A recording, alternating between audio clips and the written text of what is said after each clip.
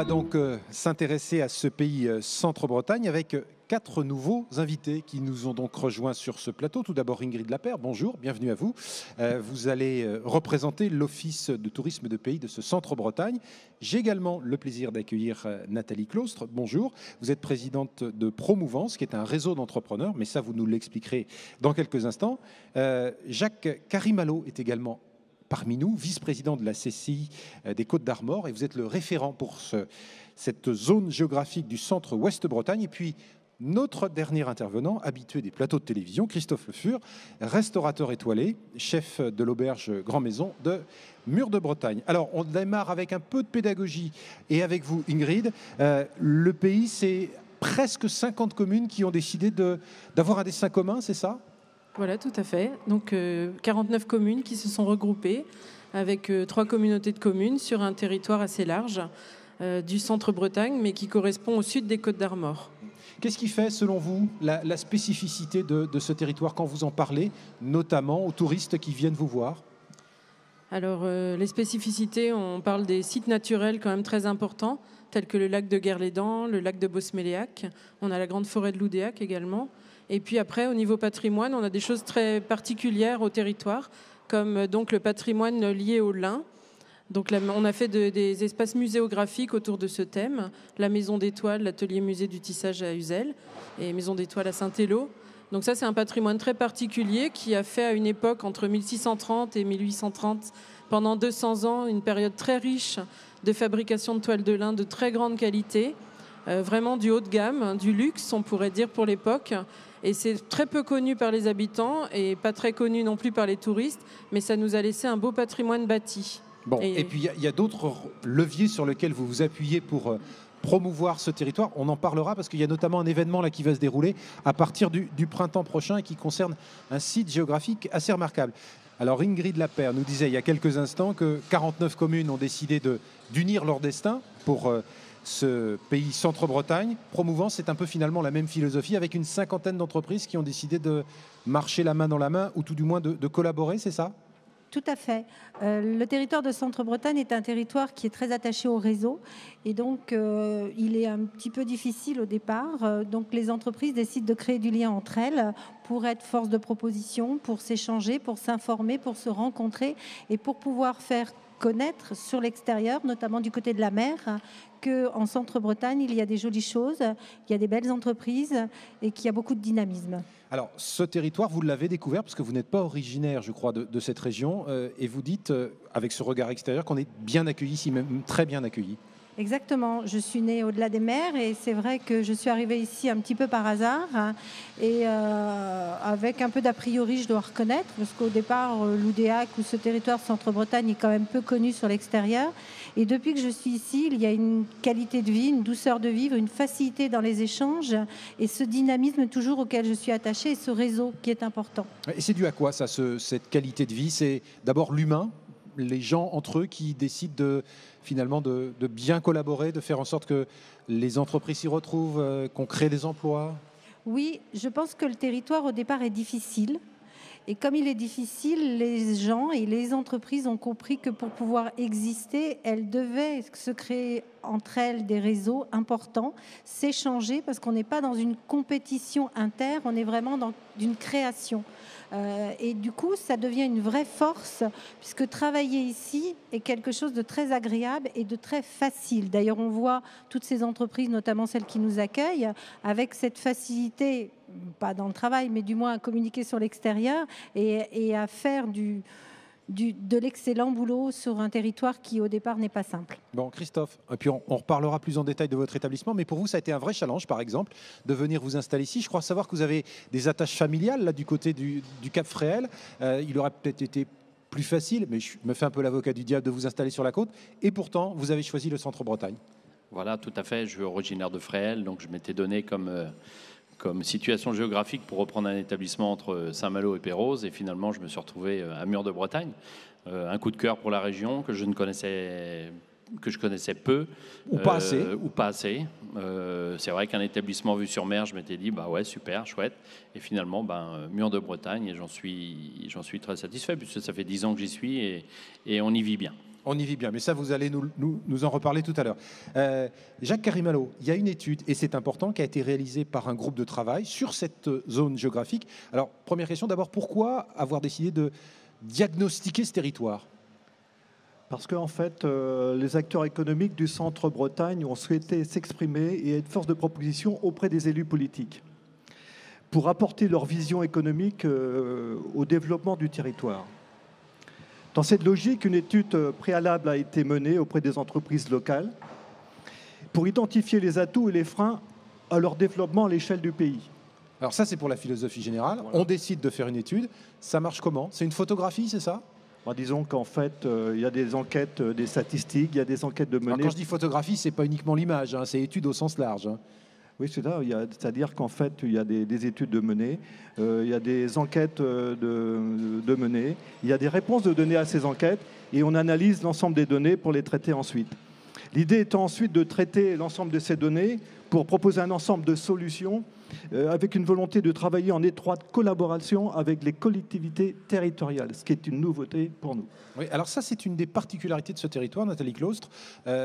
Entre le monde de l'entreprise et les collectivités territoriales ou les collectivités locales, il y a parfois des tiraillements ou des calages qui ne se font pas tout à fait. Ici, en Centre-Bretagne, tout le monde travaille de concert. Ce n'est pas toujours le cas, donc il faut le rappeler. Effectivement, ce n'est pas toujours le cas ailleurs et il n'y a pas forcément besoin d'aller chercher très loin. Mais ici, il y a cette particularité d'avoir un vrai partenariat public-privé qui doit s'améliorer, qui doit perdurer, mais il y a déjà des bases qui sont solides. Et le travail dont parle Jacques, on l'a fait effectivement dans cette optique-là, non pas pour être en conflit avec les collectivités locales et territoriales, mais réellement pour travailler toujours dans ce développement de territoire et cette communication que l'on souhaite sur l'extérieur, pour faire connaître ici, il fait bon vivre et qu'il y a vraiment des choses intéressantes. Alors, on a bien compris qu'il y avait une volonté de réaliser cette étude. Il y a donc cette photographie ou cet état des lieux qui est réalisé. Et puis, il y a des préconisations. Qu'est-ce qu'il en ressort ? Alors, bien évidemment, c'est une étude très complète. On ne va pas donner tous les éléments, Jacques Carimalo, mais les grandes lignes.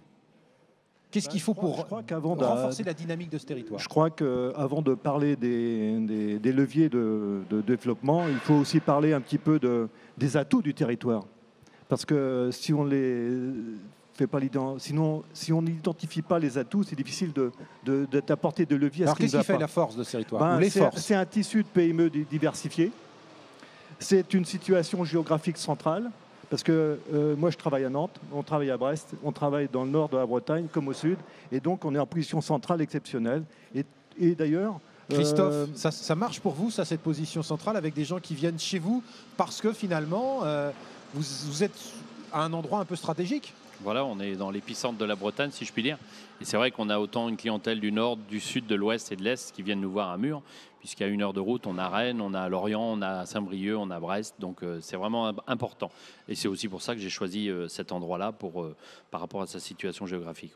Bon, alors, il y a cette centralité qui finalement est un point important. Qu'est-ce qu'il y a d'autre à retenir dans cette étude ? Moi, je pense qu'on a un atout majeur pour le Centre-Bretagne, c'est qu'on a des réserves foncières très importantes.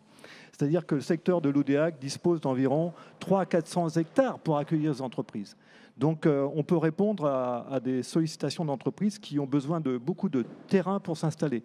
Et je citerai l'entreprise qui va s'installer bientôt sur le territoire, c'est LDC à Algaë, qui va s'installer sur Plougna, où on dispose d'un territoire adapté à cette implantation. C'est un exemple. Ça, c'est un véritable atout, effectivement, des terrains disponibles pour les entreprises à des conditions financières avantageuses. Parce qu'effectivement, il est plus intéressant de construire à l'Oudéac que de construire à Rennes. Le coût du foncier est différent. Voilà. Ça, je veux bien vous croire. Voilà. Alors, un autre élément qu'on peut mettre en avant, peut-être encore ? Je dirais qu'on a un taux c'est un atout et c'est aussi un handicap. On a un taux de chômage très, très bas. Des plus bas. Alors, un handicap, un taux de chômage très bas, ça peut surprendre, ça ? Ben oui, parce qu'en fait, dès qu'on veut recruter des personnes, on s'aperçoit qu'il faut aller chercher ailleurs. Des gens compétents, il faut aller les chercher ailleurs. Et donc, on dispose, je crois que c'est 6 ou 7, ça a augmenté légèrement, mais c'était autour de 6% de taux de chômage, et par rapport à d'autres régions qui sont à plus de 10. Oui, en tout cas, c'est avec la région de Vitré, le secteur où le taux de chômage est le plus bas ici en Bretagne. Tout à fait. Oui. Ouais. Alors ça, c'est étonnant, Nathalie, le fait que on ait du mal à recruter alors qu'il y a des personnes en situation de recherche d'emploi, mais il n'y a pas toujours l'adéquation entre l'offre et la demande. Alors, on a du mal à recruter sur le territoire, aussi bien au niveau du travail dit non qualifié que des gens à forte valeur ajoutée. Or, sur le territoire, il y a aussi besoin de personnes avec des fortes valeurs ajoutées. Donc, ils viennent de Rennes, ils restent habités à Rennes parce qu'ils n'imaginent pas qu'ici, ils vont pouvoir trouver tout ce dont ils ont besoin. Et pourtant, ça existe. Et c'est vrai que pour ma part, je travaille aussi dans une crèche. Je m'occupe de la partie commerciale de crèche interentreprises. C'est quelque chose qu'on ne va pas forcément trouver sur Rennes, des crèches ouvertes de 5h à 22h, ouvertes toute l'année. C'est assez particulier. Donc, comme Vital Concept a eu le prix de l'innovation, eh bien, il y a aussi des tas de choses, des tas d'infrastructures qui existent et qui sont dans l'innovation et dans l'accompagnement. Le déficit est sur la communication. Oui. Alors justement, Ingrid Lapeyre, cette notoriété qu'il faut renforcer, vous, c'est quelque chose que, j'allais dire, vous vivez au quotidien avec des gens qui se disent, je caricature, mais je suis un peu dans mon rôle de journaliste, qui se disent, oui, c'est sympa le centre-Bretagne, il y a de beaux paysages, mais on va peut-être un peu s'ennuyer, non, par rapport aux activités de la côte ? Voilà, oui. Donc ça, nous, c'est un rôle très important de l'Office de tourisme qui rejoint justement aussi le côté économique, parce qu'il arrive que des personnes qui veulent s'installer se renseignent avant à l'Office de tourisme. Est-ce qu'on va trouver les activités pour nos enfants, les activités de loisirs, un cadre de vie intéressant ? Et là, ça rejoint l'activité économique aussi. Ça peut être le déclencheur. Oui, ils nous ont rassurés, il y a de quoi faire, il y a plein d'animations, plein d'équipements, de qualité. Et donc, effectivement, les familles peuvent s'installer. Et touristiquement, elles peuvent venir en vacances et il y a énormément d'animations prévues donc en saison et hors saison également. Et pour les amateurs de gastronomie, il y a tout ce qu'il faut avec notre ami Christophe. Alors, on rappelle votre parcours, originaire là, du côté du Cap Fréhel, les grandes maisons parisiennes, le passage obligé par tous ceux qui veulent faire carrière dans ce métier, et puis un coup de cœur pour cet établissement. Comment ça se passe ? C'est le lieu qui vous enchante ?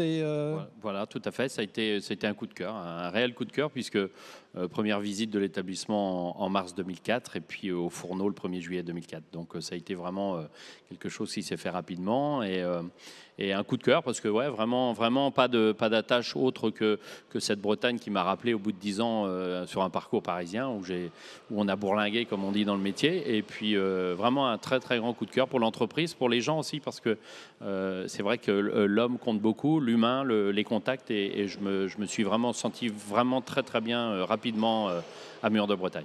L'équipe qui est avec vous aujourd'hui, c'était une équipe qui était là en partie avant quand vous êtes arrivé. Comment ça s'est passé ? Oui, j'avais repris l'établissement avec toute l'équipe. Aujourd'hui, elle n'est plus là.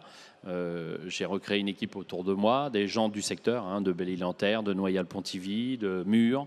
Donc vraiment aussi des jeunes qui sont aussi motivés, qui n'ont pas envie de bouger. Je discutais avec eux tout à l'heure de ça. Ils n'ont vraiment pas envie de bouger. Ça fait 7-8 ans qu'ils sont avec moi et ils s'y sentent bien aussi pour y vivre et pour y travailler.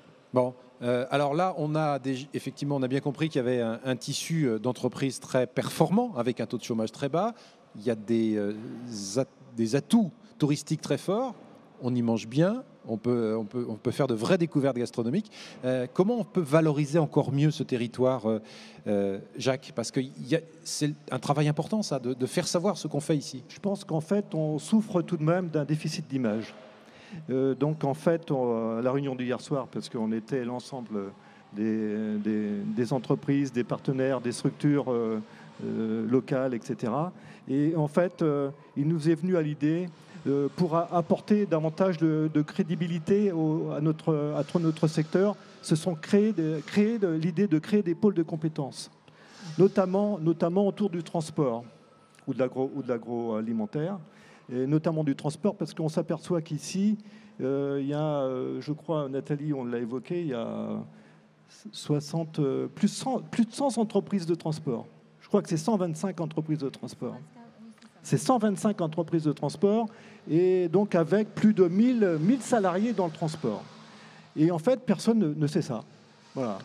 Si ce n'est qu'on a l'entreprise TMG que tout le monde connaît, qui a plus de 500 salariés, mais autour de cette entreprise, il y a de nombreuses petites entreprises de transport. Voilà. Donc ça veut dire que Vous avez déjà commencé, Nathalie, à faire de la mise en réseau, mais qu'il va falloir continuer pour que, effectivement, toutes les entreprises de transport se connaissent et qu'on connaisse bien l'importance de ces secteurs économiques, parce qu'il y en a bien évidemment d'autres à valoriser.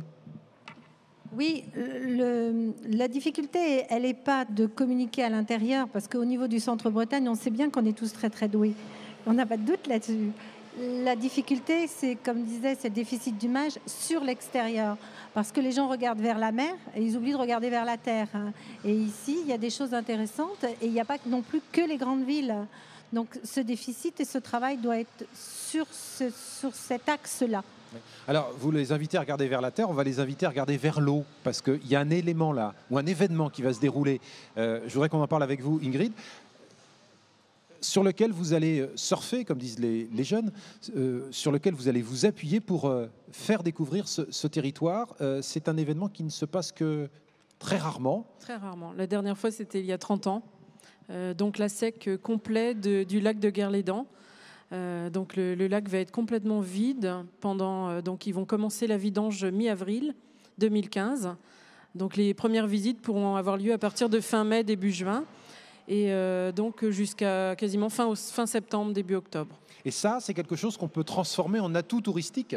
Oui. C'est un élément technique. À un moment, cela qu'il faut. Alors, vous dites un ASEC ou on le vidange. Je ne sais pas quel est le terme le plus adéquat, mais c'est mécanique. Et vous en faites un atout touristique. Voilà, tout à fait. Parce que c'est vrai que c'est quand même le plus grand lac de Bretagne.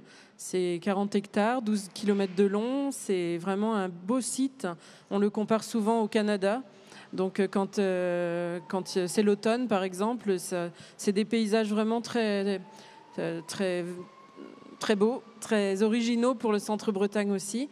Et là, donc, ça aurait pu être un handicap de le vider. Esthétiquement, ça va peut-être pas être très joli, mais en même temps, ça va être très spectaculaire parce qu'il y a quand même une profondeur importante. Et puis, on va redécouvrir le canal de Nantes à Brest, puisqu'il a été noyé, une partie a été noyée lors de la création du barrage. Donc on va redécouvrir aussi le patrimoine au fond, la faune, la flore, qu'est-ce qui s'est passé. Et puis autour du barrage, donc c'est quand même une activité économique aussi importante pour EDF, pour tout le territoire. Donc on va pouvoir aussi expliquer économiquement l'intérêt du barrage. Bon, Jacques, là c'est une belle idée ça finalement. Il y a un événement qui se passe et on décide de se greffer sur cet événement pour proposer une offre touristique. Je trouve que c'est un double effet, attirer les gens. Puis en même temps, je crois que j'ai entendu dire qu'on allait prendre une entrée pour visiter le barrage. Donc ça va rapporter des sous à la collectivité, non? C'est pas ça? Voilà. Alors, ce n'est pas tout à fait l'objectif complet, mais c'est vrai qu'on va apporter un vrai savoir-faire, des visites guidées vraiment techniques et aussi grand public. Et, parce que sinon, juste regarder le lac, ça ne va peut-être pas attirer les gens non plus. Par contre, avec des commentaires, des choses intéressantes à leur raconter, c'est aussi ça qui va faire venir les gens. Bon, alors vous nous rappelez les dates à partir de pour premières visites. Voilà, première visite fin mai, début juin. Fin mai, début juin. Alors, on va également avoir le Tour de France qui va revenir le 11 juillet sur le secteur. C'est quasiment une habitude, le Tour de France en Bretagne. C'est dans les gènes. De Bretagne, c'est la deuxième fois. C'est une terre de cyclisme. Oui, c'est une terre de cyclisme. Il y a quelques grands noms du cyclisme, du côté d'Iffignac, là-bas, certain Bernard Hinault, par exemple. Par exemple. Qu'est-ce qu'on cuisine en ce moment chez vous là? Là, on est en pleine période automnale. Tout à l'heure, en première partie d'émission, on a parlé de la pêche à la coquille. Alors... Ah oui, la coquille Saint-Jacques arrive. Donc changement de carte avec l'automne, tout ce qui est cucurbitacées, les potimarrons, les butternuts, les champignons, les cèpes, le gibier, la Saint-Jacques, des légumes d'automne, des racines. Donc c'est une cuisine un petit peu différente de celle de la saison d'été où on est plus sur des fruits, des fleurs, des choses un peu plus joyeuses. Mais l'automne est une belle saison pour cuisiner. Ouais, la châtaigne. C'est aussi une cuisine de terroir ici. Vous avez, j'allais dire, la matière ou le terreau pour faire de la cuisine comme vous l'aimez ici en Centre-Bretagne. Tout à fait. Vraiment des produits régionaux, bien typés Centre-Bretagne et avec lequel on peut faire vraiment une belle cuisine gourmande. Bon.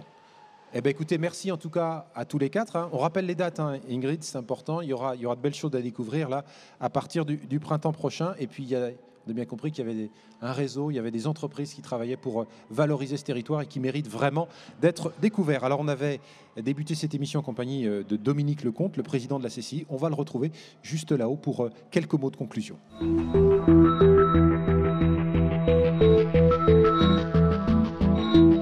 On avait démarré cette émission en compagnie de Dominique Lecomte, le président de la CCI des Côtes-d'Armor. On va la conclure avec vous. Ce que je retiens notamment, Monsieur le Président, c'est le dynamisme des intervenants.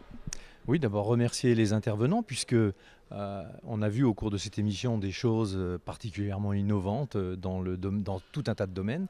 Les remercier aussi Patrice de nous avoir accueillis dans ses locaux parce qu'on est quand même dans un cadre un petit peu exceptionnel qui sort de l'ordinaire. Donc tout ça a contribué à faire de cette émission quelque chose de dynamique et je pense qu'au niveau du territoire, c'est une bonne chose. Et ce qu'on a bien vu au cours de cette émission, c'est qu'il y avait des entrepreneurs qui n'hésitaient pas à aller attaquer, parce que c'est le terme, des marchés parfois très lointains. Et il y avait des entreprises qui sont des entreprises extrêmement innovantes, avec beaucoup de recherche derrière, et d'autres entreprises, je pense en particulier à M. Allot, qui sont des entreprises plus traditionnelles, mais il y a cette même volonté qui unit les entrepreneurs du territoire. Tout à fait. Les entreprises du territoire ont besoin de s'ouvrir à l'extérieur. Et l'extérieur, ce n'est pas forcément à des distances phénoménales. Hein. C'est parfois traverser la Bretagne pour se retrouver en Allemagne, pas besoin d'aller en Chine ou aux USA. Donc, c'est vrai, un territoire qui a besoin de reconnaissance. Le centre-Bretagne est un territoire qui, pour nous, est plein d'attraits, plein d'atouts. Donc, il faut encore dynamiser ce territoire. Et c'est un fil rouge qu'on a retrouvé parmi les interventions là, de ceux qui se sont succédés sur notre plateau. Il y a besoin de renforcer la notoriété de ce territoire. On y fait des choses très intéressantes. Il y a des entrepreneurs qui ont des vraies volontés. Encore faut-il le savoir. Exactement. Tout ça, c'est un problème de communication. La preuve, on est là pour ça. Et donc, il faut continuer, il faut persévérer dans cette voie. Et il y a tout un tas d'actions que nous menons, nous, au niveau de la CCI, pour faire en sorte que tous les territoires soient reconnus. C'est sûr qu'un territoire comme le Centre-Bretagne a peut-être plus de difficultés, mais ce n'est pas parce qu'on a quelques difficultés de liaison que la reconnaissance n'existe pas. Je dirais au contraire, quand on voit la richesse des intervenants de ce territoire, il y a tout lieu d'être très positif. Donc, il y a une vraie richesse humaine, ça aussi, c'est essentiel.